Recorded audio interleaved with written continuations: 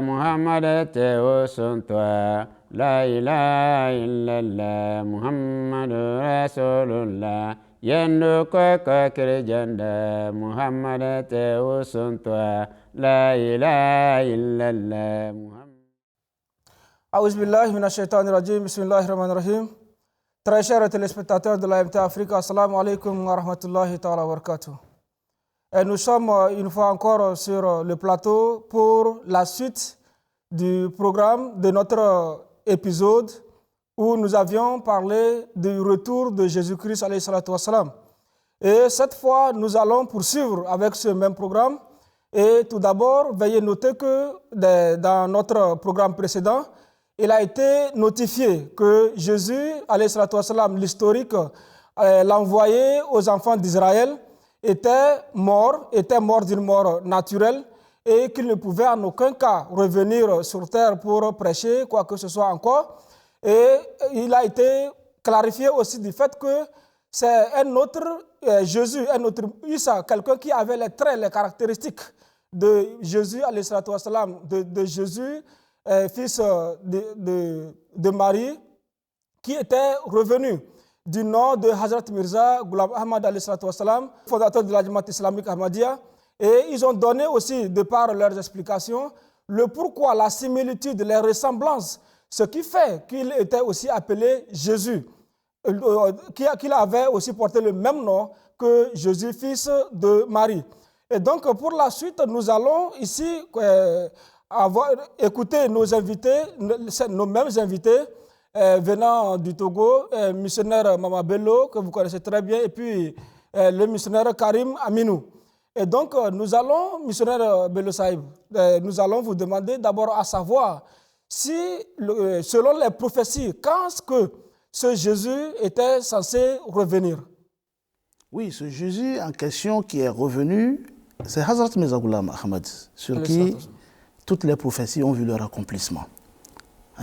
Toutes les prophéties ont vu leur accomplissement. En ce qui concerne quand est-ce qu'il va venir, où est-ce qu'il va apparaître, tout ça là, ça s'est accompli dans la personne d'une seule personne. C'est Hazrat Mirza Ghulam Ahmad. Donc en ce qui concerne le temps, c'est-à-dire le moment de sa venue, nous allons partir d'un verset du Coran.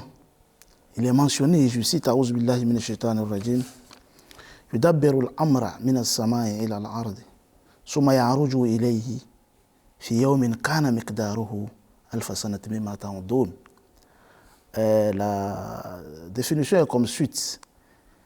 Il planifie son ordonnance du ciel pour être exécuté sur la terre.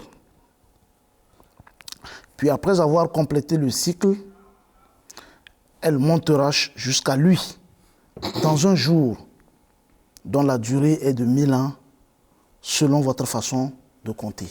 Ça, c'est le chapitre Coran 32, verset 6. Yudabbiru al-amru min as-sama, il planifie son ordonnance du ciel. L'ordonnance ici, c'est quoi? C'est l'islam. C'est la religion dont le saint prophète Mohammed sallallahu alayhi wa sallam est le récipiendaire. Est-ce que vous voyez? Elle sera exécutée sur la terre. C'est-à-dire qu'elle sera pratiquée sur la terre. La religion de Mohammed sallallahu alayhi wa sallam sera pratiquée sur la terre. Pratiquée sur la terre. Et elle a un cycle bien déterminé. Le cycle bien déterminé, c'est quoi? C'est ça que nous allons expliquer. Le saint prophète Mohammed sallallahu alayhi wa sallam a clairement mentionné dans l'une de ses traditions que mon siècle sera le meilleur siècle de l'islam. Et après mon siècle, ce sera le siècle des tabi'in, ceux qui viendront après moi. Et après le siècle des tabi'in, ce sera le siècle des tabi'in. Donc ça veut dire que l'islam va se détériorer au fur et à mesure que le temps passe. C'est-à-dire que ça, c'est plutôt le moment où l'islam connaîtra sa grandeur. Okay. L'islam connaîtra sa grandeur pendant les 3 siècles. Le siècle du saint prophète, le siècle de ceux qui suivent le saint prophète et le siècle de ceux qui suivent ceux-là. Donc ça fait 3 siècles. 3 siècles. Donc pendant les 3 siècles, l'islam connaîtra un succès ultime. Une gloire. Donc après ce temps, l'islam montera jusqu'à lui et retournera à Dieu en un jour. Et ce qui fera 1000 ans selon notre manière de compter. Alors les 300 ans où l'islam a connu sa gloire, plus les 1000 ans où l'islam connaîtra son déclin, ça c'est un déclin de l'islam en ce moment. Les 1000 ans. Donc ça fera 1300 ans. 1300 ans après, l'islam va encore reprendre sa gloire ou son éclat avec l'arrivée de Mahdi alayhi salam, qui n'est rien d'autre que Hazrat Mirza Ghulam Ahmad Qadiani alayhi salam. Ça c'est clair ça. Donc 300 ans plus les 1000 ans, ça fait 1300 ans, début 14e siècle, Jésus doit faire son apparition. Et Hazrat Mirza Ghulam Ahmad, conséquemment, est venu au début du 14e siècle, fin 13e siècle, début 14e siècle. Et donc ici, ce qu'on veut savoir plus précisément, c'est les signes précurseurs qui annoncent son arrivée. Oui, puis vous avez parlé de à quand est-ce qu'il viendra. À quand est-ce qu'il viendra? Oui, oui. Donc ça viendra également. Okay. Donc voilà la période. Voilà le temps au cours duquel nous pouvons espérer probablement la venue de Jésus. Oui. Qui n'est autre que Hazrat Mirza Ghulam Ahmad Qadiani alayhi salam. Elle est en effet venue en ce moment-là. Oui. Il y a aussi des signes dans ce moment-là pour prouver, ou bien qui attestent qu'en ce moment-là, le Mahdi est là, Jésus, fils de Marie, est là, il faut le chercher. Si vous ne le voyez pas, cherchez-le en ce moment. C'est le moment particulier pour son avènement. C'est dans le chapitre At-Takwir, il y a eu des prophéties à cet effet. Lorsque ces réalités vont se passer, sachez que le Mahdi ou Jésus, fils de Marie, est parmi vous. Vous avez le devoir de le chercher, où qu'il est.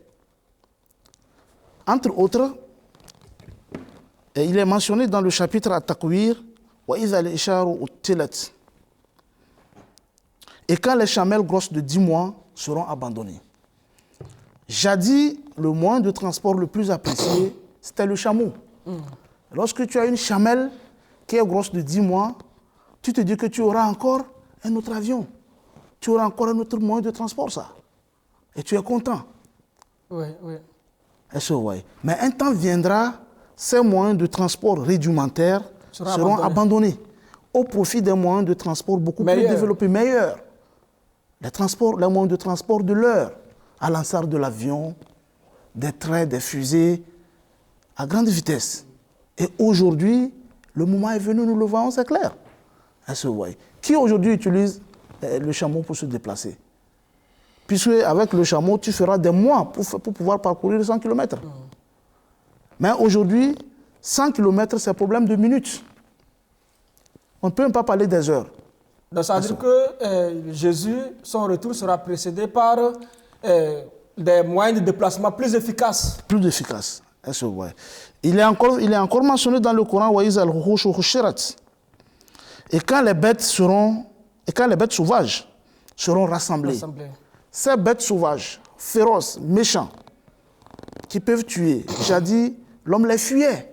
Ils vivaient dans des forêts très reculées. Mais un temps viendra, la maturité des facultés intellectuelles de l'homme l'amèneront à appréhender, à prévoiser, à les rassembler, ces animaux sauvages, à commander leurs mouvements. C'est des zoos aujourd'hui.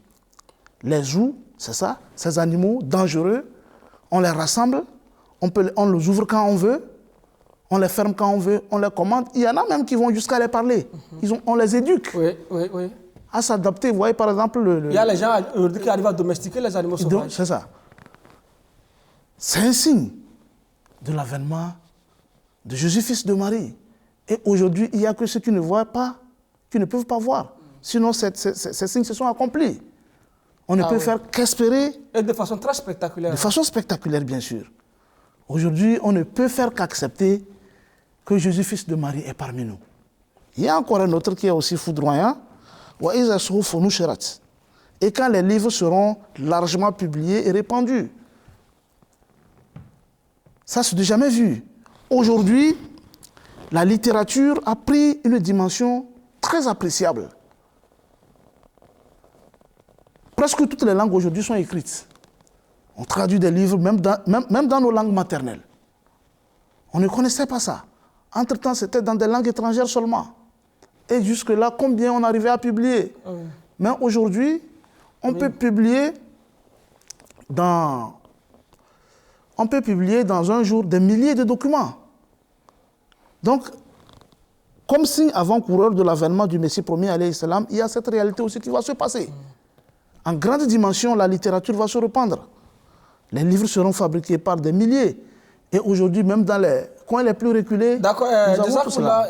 S'il vous plaît, missionnaire Aminou Saïb, le missionnaire Bello Saïb a ici donné le temps dans lequel on doit espérer la venue de Jésus, fils de Marie, qui est bien sûr Hazrat Mirza Ghulam Ahmad alayhi salatu wassalam, le fondateur de la Jamaat islamique Ahmadiyyat. Est-ce que vous pouvez nous donner les détails selon les prophéties? Où est-ce que le Jésus, fils de Marie, dont les prophéties ont parlé, où est-il censé arriver? Jazakumullah. Donc aujourd'hui, le lieu où le Mahdi doit venir, Mirza Ghulam Ahmad Qadiani alayhi salam, doit venir, a été aussi signalé par le saint prophète Mohammed sallallahu alayhi wa sallam, dans le livre de Muslim, qui a fait mention qu'il descendra sur le minaret blanc à l'est de Damas. Damas qui est aujourd'hui Syrie, la Syrie. Je voyais. Donc, dans un autre parler, le saint prophète Mohammed sallallahu alayhi wa sallam a donné la ville, le nom même de la ville, dans laquelle le Mahdi alayhi salam va descendre, va apparaître. Dans le passé, il a dit il va venir dans une ville qu'on appelait Kada. Est-ce que la ville qu'on appelait Kada. Kada, aujourd'hui, nous avons trouvé cela dans Jawahir al-Asrar, à son page 56, qui détermine la ville dans laquelle le Mahdi va descendre. Jésus, fils de Marie. Qui n'est autre que Jésus, fils de Marie. Donc, Qada, aujourd'hui, selon la malappellation des mots qui a subi des transformations, est devenu Qadi, qui est aujourd'hui Qadian. Qadian aujourd'hui. Qadian. Et lorsque nous allons voir la position géographique de Qadian, la ville de Qadian n'est autre qu'à l'est de la Syrie. De la Syrie. C'est là, le saint prophète Mohammed sallallahu alayhi wa sallam même a dit que le Mahdi va venir. Et c'est là, Mirza Ghulam Ahmad Qadiani alayhi salam est apparu.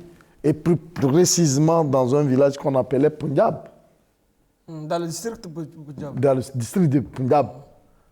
Et même l'appellation de Qada, ou bien comment vous l'avez appelé, Qada. ça rappelle aussi, dans l'ancien temps, le nom qui était attribué à la Mecque. À la Mecque, on appelait ça Bakka. Ouais. Et Bakka qui, avec le temps, est devenu Makka aujourd'hui. Ouais. Donc cela, ça a existé que l'appellation des noms change. Par exemple, notre pays, le Togo, c'était le nom, mais c'est Togodo.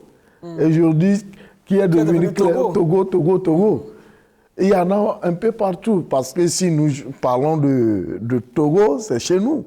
Il y en a un peu partout dans le monde. Ici, de par votre explication, il est indiscutable que ce Messie, ce Jésus alayhi salatu wassalam qui est venu, vraiment ne peut être nul d'autre que Hazrat Mirza Ghulam Ahmad il ne peut être nul que Hazrat Mirza Ghulam Ahmad Qadiani alayhi salam. Parce que c'est lui, il est venu de cette ville et c'est lui seul qui a revendiqué, comme l'a dit le missionnaire Saïb, c'est lui seul qui a revendiqué dans le 14e siècle qu'il est le Mahdi, le réformateur promis. C'est déjà promis aussi, c'est un réformateur qui est promis, qui doit venir. Ok, Jacques Moulame, missionnaire Bello Saïb.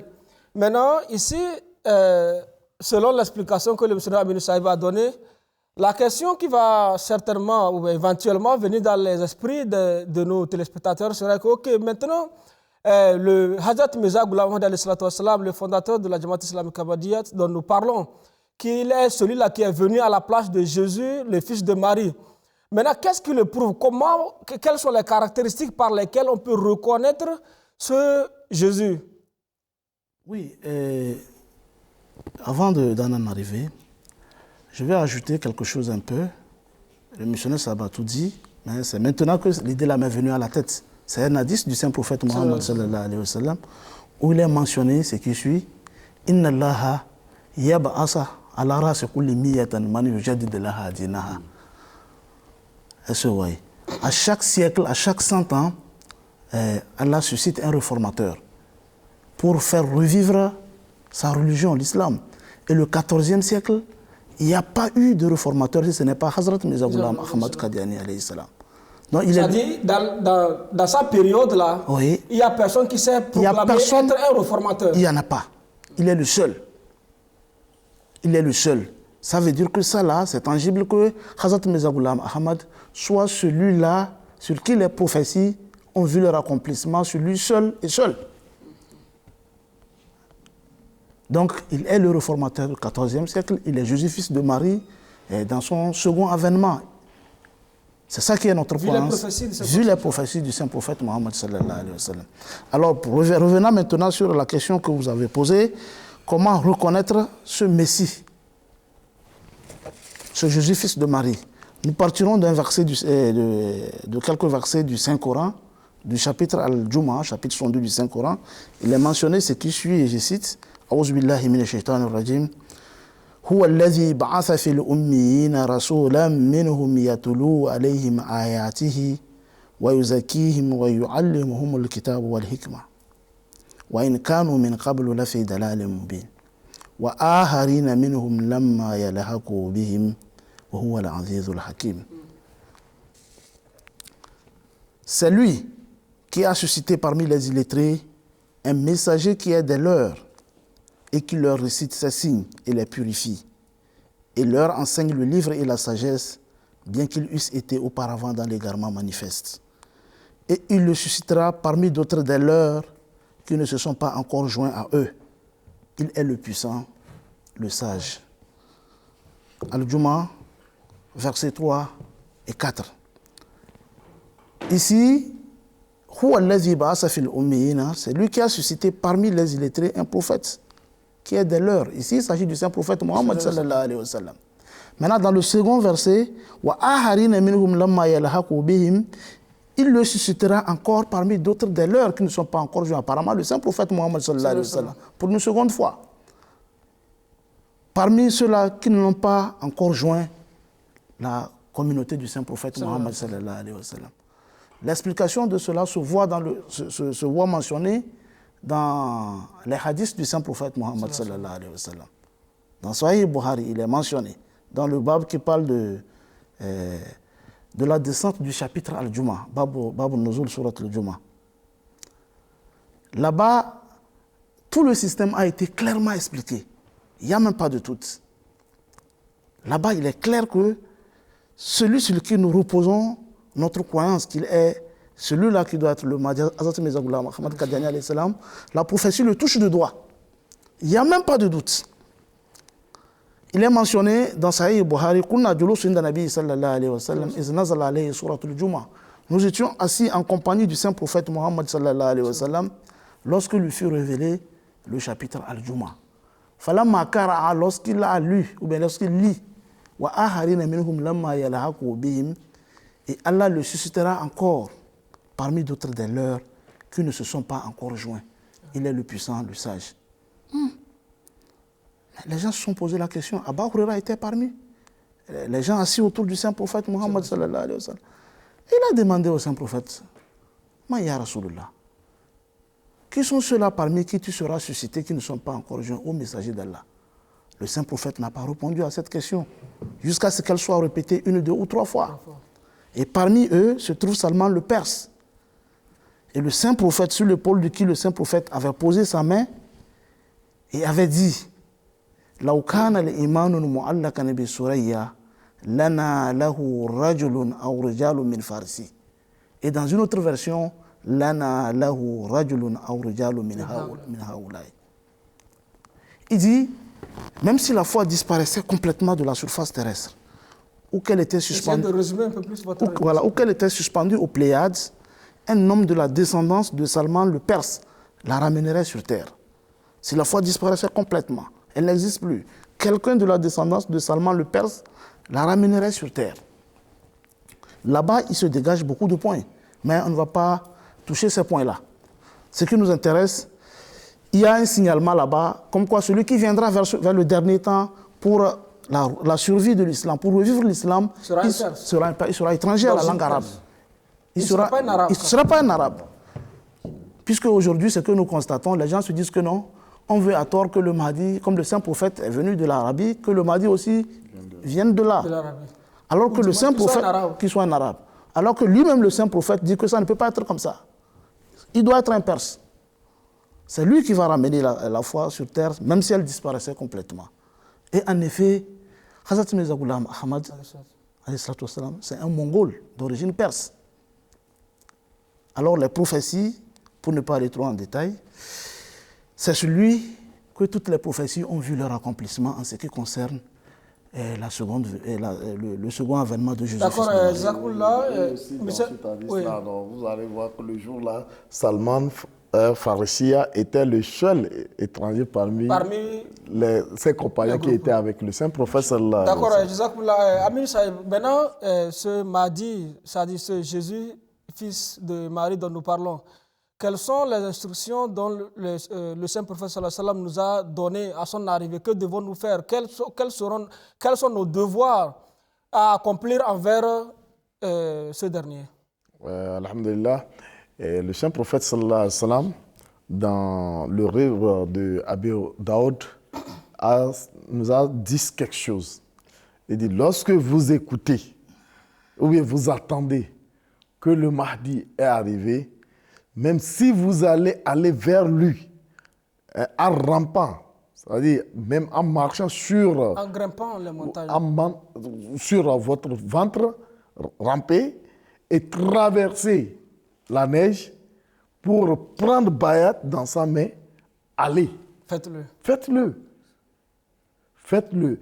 Tout d'abord, ce hadith nous montre la difficulté que nous allons traverser avant de pouvoir prendre cette vérité, accepter cette vérité de l'apparition de Jésus, fils de Marie, qui n'est autre que Mirza Ghulam Ahmad Qadiani alayhi salam.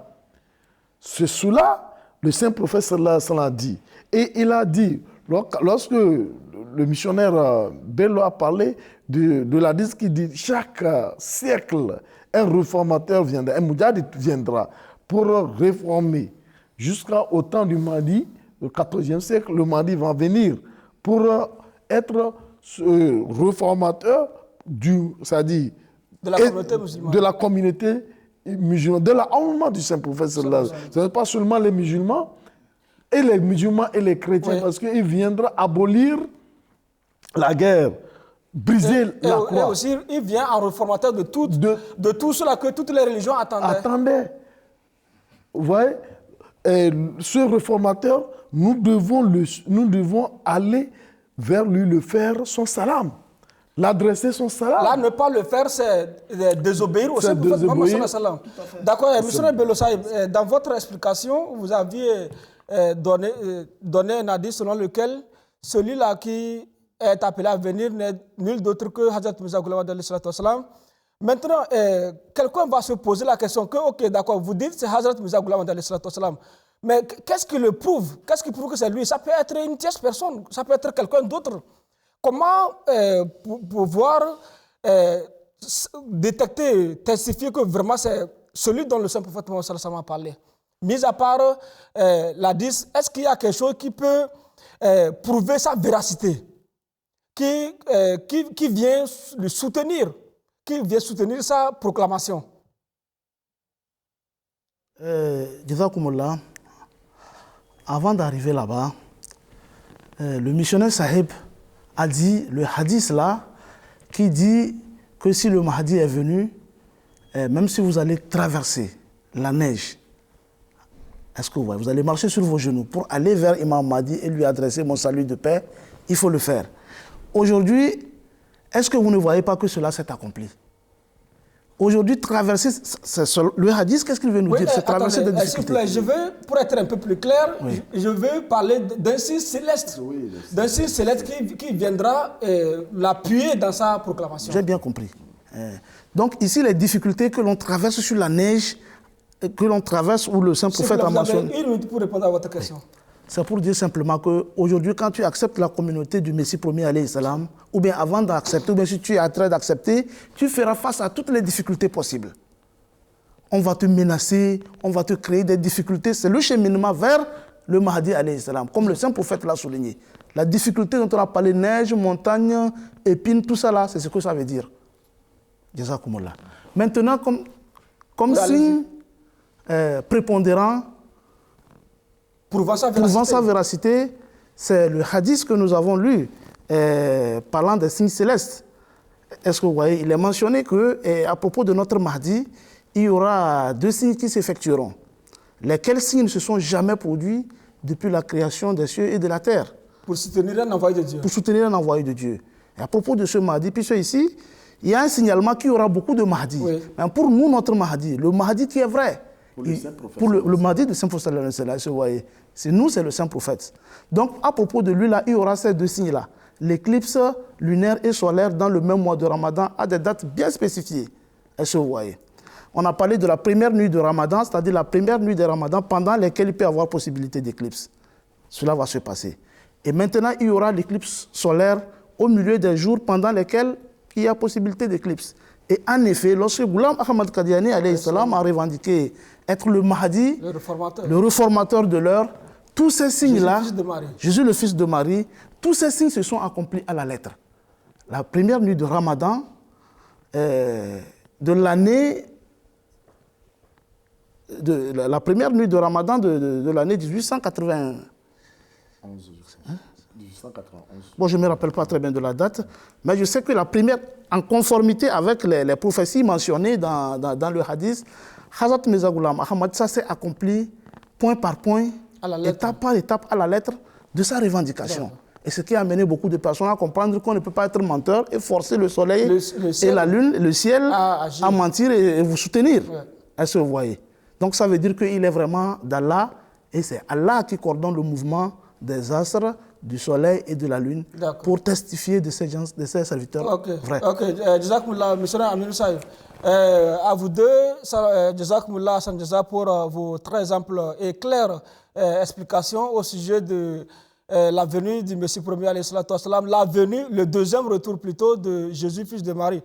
Très chers téléspectateurs, nous sommes à la fin de notre épisode, de notre émission Le Réveil. Et vous avez tous suivi les explications données par nos honorables invités, selon lesquelles, d'abord, ils ont bien expliqué le temps propice pour l'arrivée de Jésus, fils de Marie, qui est Hazrat Mirza Ghulam Ahmad, le fondateur de la Jamaat islamique Ahmadiyyat.